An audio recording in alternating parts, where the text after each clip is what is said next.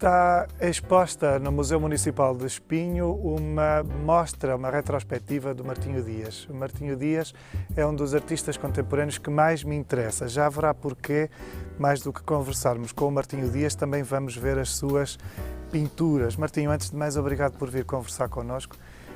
Eu agradeço o convite, naturalmente, também. Portanto. É um prazer, aliás, conhecê-lo. Creio que nos tínhamos cumprimentado uma vez assim em fuga numa coletiva, mas não chegamos praticamente a conversar. Interessa-me muito o seu trabalho por todos os motivos, desde logo pela qualidade absolutamente impressionante da maneira como mostra as coisas, um imaginário exuberante. Mas também porque há uma espécie de compromisso, há uma voz que tem que ver com participar ou fazer questão em participar nisto que é a contemporaneidade, nisto que é a nossa época, os nossos problemas, e por isso está imerso na multidão e pensa como alguém no meio da multidão. Vejo bem ou não? Não. Interessa-lhe participar, não é? Interessa participar naquilo que eu melhor sei fazer, porque há depois digamos que a partir de um determinado ponto já não compete a mim e não compete a outras pessoas que trabalham com, não compete, quer dizer, atribuímos competências maiores a outras pessoas, por isso é que esperamos que as coisas aconteçam a outro nível. E mais do que competências, atribuímos até as responsabilidades. Já não estou aí por aí. Mas naquilo que eu faço não me interessa estar a ilustrar os problemas do cotidiano, não é isso, mas eles acabam por ser, de certa forma, também não é uma questão de inspiração, mas é o ponto de partida e as referências vêm daí. Normalmente nunca tenho assim grandes dificuldades em estar perante aquela coisa clássica da tela em branco, porque as coisas estão preparadas previamente. Porque há de facto, o que me interessa muito no seu trabalho é que há de facto um discurso, há uma consciência. Por vezes, perante a obra de alguém, temos a sensação de que há um aparato estético ao qual falta uma ética qualquer, não é? Ou ao qual não conseguimos imediatamente sacar um compromisso, seja com o que for, ou uma paixão, se quiser, mais do que falar em compromisso, porque as pessoas também só se comprometem com o que querem. Mas às vezes não sentimos qual é a paixão. No seu caso, aquilo que eu acho notável é que as suas telas começam efetivamente num conceito, numa ideia, e às vezes podemos quase ter a sensação de que finalmente, por exemplo, o cartoon ascendeu à grande arte. Não sei se tem essa noção da sua capacidade de resumir numa imagem só toda uma narrativa que desmonta uma qualquer realidade. Eu normalmente nunca tenho muito tempo a pensar assim nestas questões, mas agora, já que estava a falar, e estava a pensar nisso, na questão no fundo, o cartunista, o que é que vai fazer? Vai servir-se de manancial da contemporaneidade, no fundo, do dia-a-dia, e constrói o cartoon a partir dali. No meu caso, não é propriamente não é naturalmente a pintura, num outro patamar, nem mais importante nem menos, mas há alguma semelhança, porque é a partir daí que eu depois construo a própria pintura. Eu há pouco estava a dizer que não tenho essa dificuldade da tela em branco, porque há uma ideia, um conceito que me ajuda depois a agrupar as imagens, e muitas das vezes elas parecem até podem parecer um pouco disparatadas, mas há uma ideia por trás que ajuda aquelas... Há uma comicidade, às vezes, não é? Começa por haver uma ironia. No fundo, Martinho Dias é um ironista, porque pega nos assuntos e vê-os sempre numa perspectiva relativamente, não é desajustada, mas diversa ou divertida no sentido último do termo. E isso muitas das vezes leva até ao humor. O humor que a maior parte das vezes é feito em cima de assuntos fraturantes ou em cima de realidades fraturantes. Eu se calhar vou pedir à nossa produção que nos corra algumas imagens relativas à exposição que está no Museu de Espinho e que é uma retrospectiva destes últimos 10 anos, por isso 2005-2015. E podemos, começamos por perceber a primeira coisa que é notória, é o seu estranhíssimo gesto, ou seja, a sua pintura tem sempre um lado de gesto largo, há sempre umas pinceladas largas, mas depois há uma pormenorização conseguida. Eu que não pinto, não faço muito bem a ideia de como é que se consegue pintar assim, mas conseguida por uma espécie de representação, às vezes até grotesca. As figuras são despidas dos seus pormenores ínfimos, mas não perdem nunca uma expressividade acentuada. E estão sempre numa espécie de situação em crise, digamos. Explica-me, por exemplo, este tempo de 10 anos que as pessoas podem ver nos 1000 metros quadrados do Museu Municipal de Espinho. 10 anos porquê? Porque estes 10 anos, o que é que esta fatia de tempo significa no seu trabalho? Porque quando a Galeria Zeller colabora com o Museu de Espinho, fez o convite para a exposição e disse que era um espaço de 1000 metros quadrados. Por um lado fiquei todo contente, depois fiquei a pensar se tinha obras para isso tudo. E então, como era impossível eu realizar obras para aquele espaço todo em alguns meses, houve a ideia de ir buscar alguns trabalhos anteriores, e eu penso que a partir de 2005 que surgiram alguns projetos interessantes, sempre com coisas que poderiam hoje ter sido feitas de outra maneira, naturalmente, mas claro. A exposição começa com um projeto que é Pinturas Escritas, que incluiu a colaboração de vários compositores. Havia inclusive um texto de António Vitorino de Almeida, não é? António Vitorino de Almeida, Eurico Carrapatoso, Kepa Junqueira e já Luísa Trovesi, que já esteve cá em Portugal várias vezes. E a ideia consistia em eu colocar-me no papel de um instrumentista e interpretar uma partitura escrita, em vez de ser uma notação musical. Uhum. E, ao mesmo tempo, era trazer o compositor não como digamos que no seu habitat natural, mas ele passaria a escrever uma pintura, ou a imaginar uma pintura, em vez de estar a imaginar uma composição musical. O meio que fez a comunicação, que no fundo a partitura, digamos assim, é o texto escrito, descritivo, que o autor fez. No caso do Vitorino foi isso que ele fez. A partir do texto que me enviou, eu interpretei o texto e realizei a pintura. Portanto, há ali um conjunto de trabalhos desse projeto. E depois há alguns, outros não muitos, mas que vão percorrendo uma fase depois de 2000, 2007, 2006 também, 2008, mas a maior parte da exposição são mais de 40 obras, são do ano passado e já deste ano. São recentes. Uma das coisas que me intriga no seu trabalho é que ele passa perto, por vezes, de uma espécie de imagem delirante ou até surrealista, em que percebemos as figuras ou a voarem ou agigantadas. Há todo o tipo de permissividade. No fundo, o Martinho Dias é um certo realista, faz um certo realismo, mas não deixa de deitar mão de uma subversão do próprio realismo, porque joga com um lado onírico, delirante ou até às vezes infernal.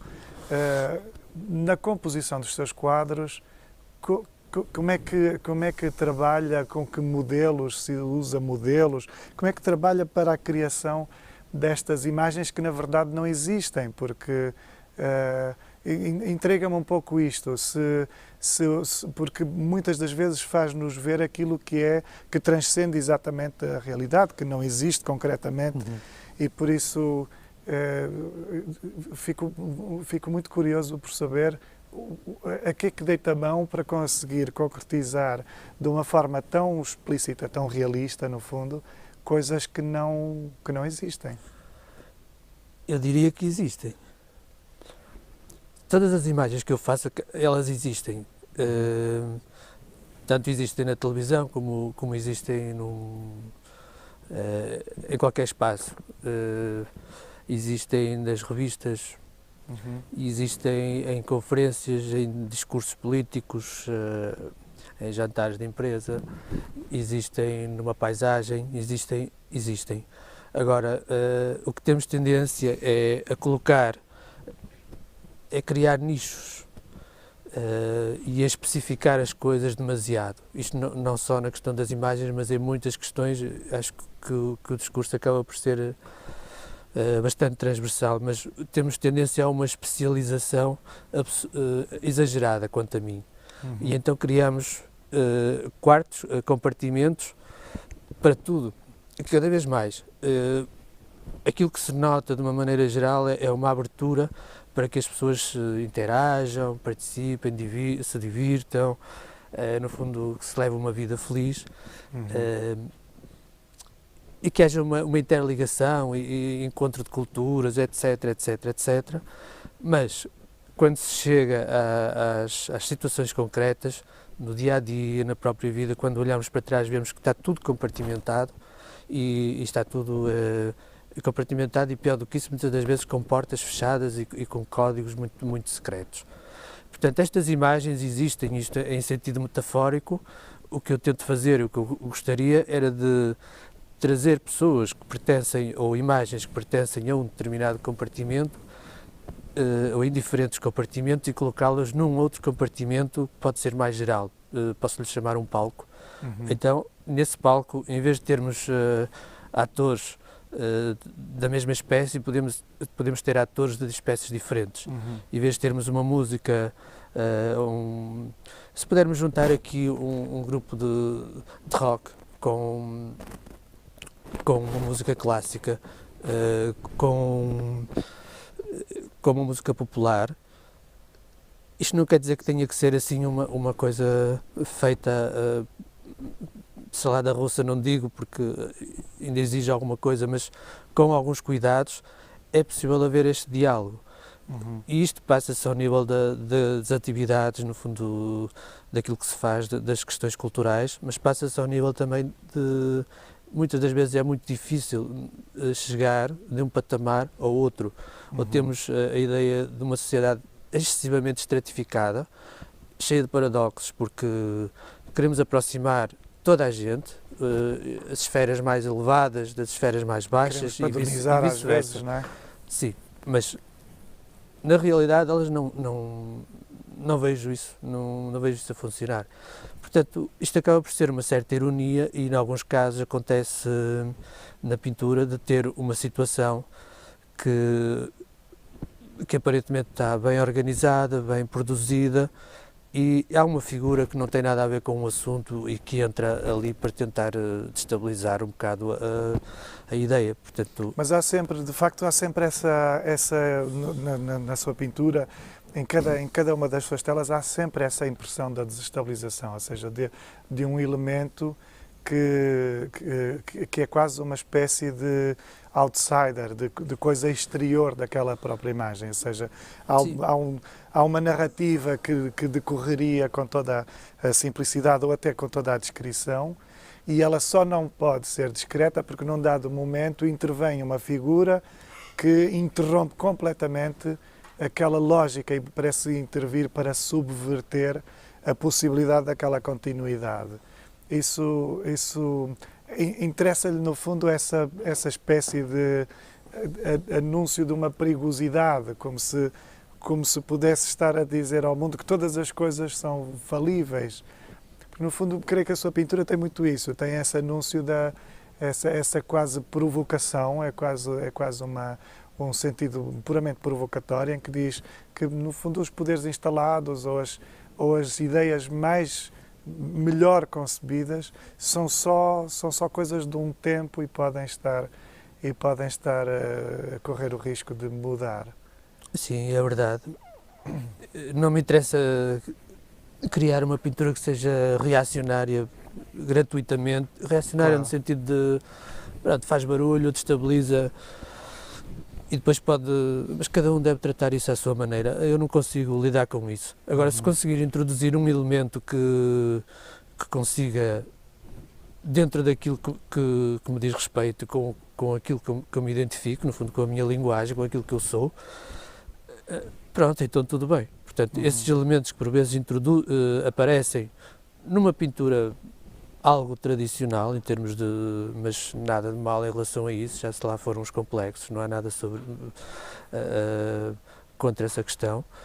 Agora, se eu consigo introduzir um elemento que tenta destabilizar, ou então uma figura que estranha ali, pronto, isso é o ideal, porque as coisas estão demasiado... É um bocado a questão do rebanho, não é? É conduzido, é bom quando há às vezes uma ovelha que pensa fora da caixa, no fundo é sair, pois, no sair fundo da vai caixa. trazer alguma coisa de novo, aquela coisa onde corre tudo bem, tudo sempre a funcionar da mesma maneira, sempre previsível, também não traz nada de novo. Portanto, as coisas que por vezes parecem destabilizar também têm o seu lado positivo. E é interessante que venha, que se possa produzir ainda uma desestabilização a partir, por exemplo, do figurativo, quando,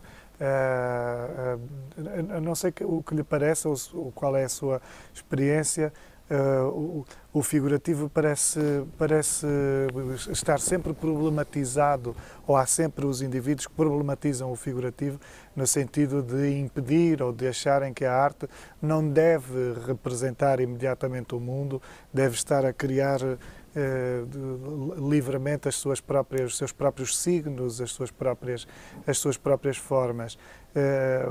Por outro lado, eventualmente em momentos de crise em que deixamos de ter dinheiro e às vezes paciência para investir em experiências de difícil catalogação, o figurativo ascende porque as pessoas parecem regressar a valores mais inequívocos.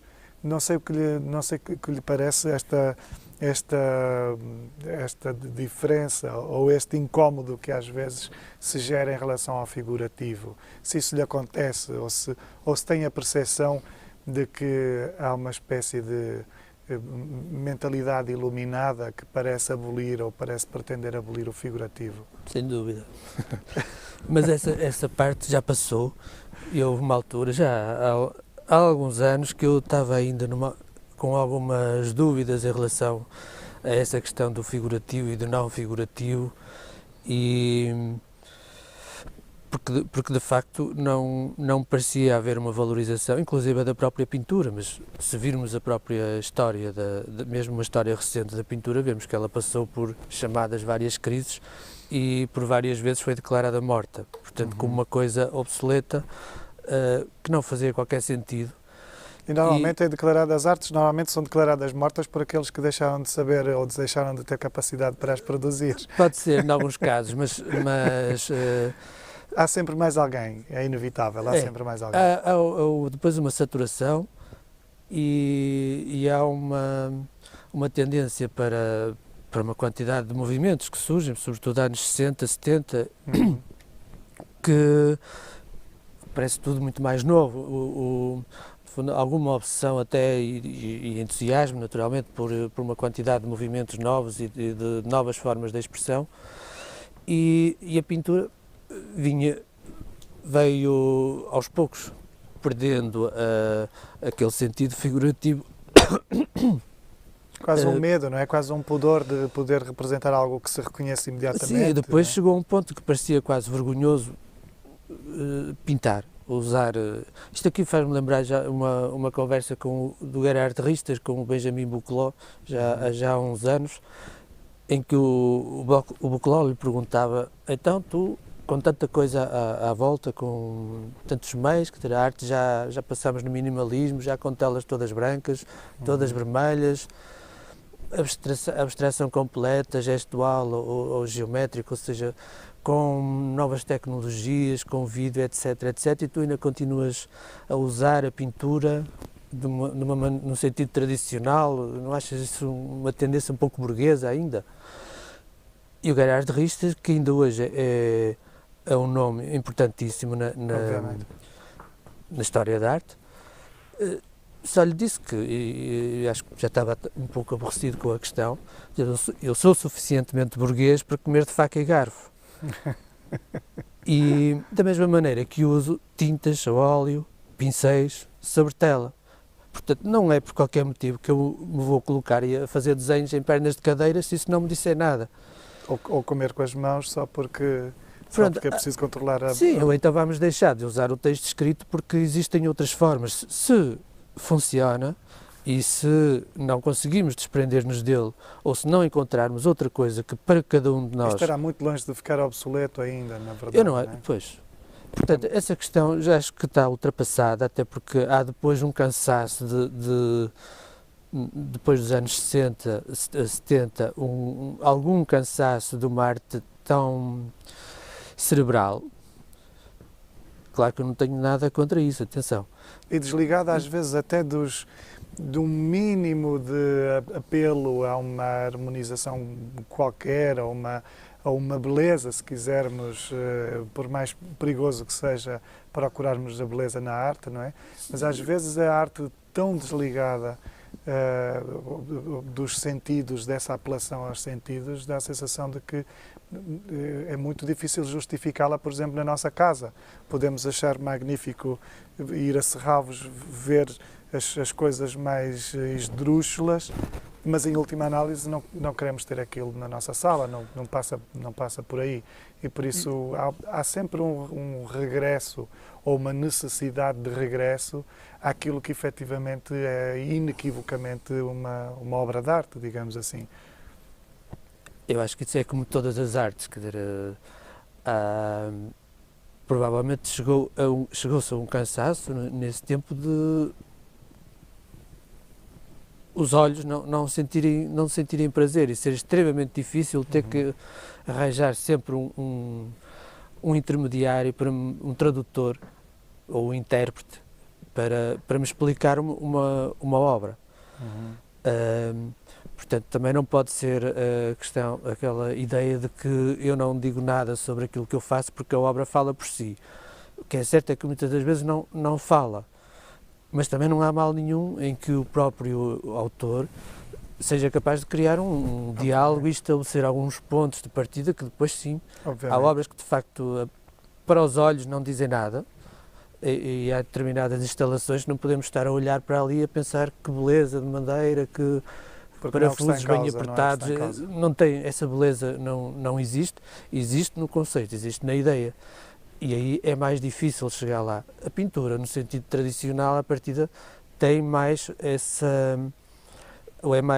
tem mais vantagens em relação a isso, porque consegue abranger um público mais vasto e tem uma leitura mais imediata. Não é? Mas isso não lhe retira. Porque a pintura normalmente propõe uma relação direta com o seu espectador, não é? Não precisa da mediação do texto, ou normalmente pode abdicar de uma maior mediação e por isso ela apresenta-se de corpo exposto ao seu espectador e normalmente ou imediatamente gostamos ou imediatamente não gostamos, mas é uma questão muito mais direta, não é? Acaba por ser mais íntima até. Pois, é que desperta ali um ponto de ligação, que no fundo é, se temos duas coisas coincidentes, não desperta interesse, portanto, olho, vejo, já fiquei a saber tudo. Se há um desnível, eu vou querer saber o resto, então há pelo menos 2, 3 fios que me prendem e vão despertar curiosidade. O outro lado, em que eu não consigo ver rigorosamente nada, ou tenho mesmo muita paciência, ou tenho um interesse por algum motivo, ou então desligo. Desligo e não acontece rigorosamente nada. Portanto, aquilo que eu faço interessa-me essas coisas todas, um bocado aqui, um bocado ali, e depois tentar articular isto, de certa forma, tentar fazer o mais interessante que eu consigo, mas não tenho problemas em relação ao figurativo, neste momento, muito ainda bem. não. Martinho Dias, muito obrigado, o nosso tempo terminou. Quero agradecer-lhe por ter vindo conversar connosco.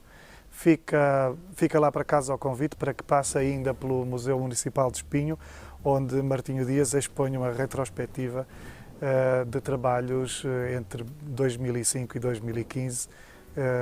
Procure, visite, vai ver que vale mesmo muito, muito a pena. E obrigado por ter estado desse lado. Volto para a semana, em que nós regressaremos com outro convidado.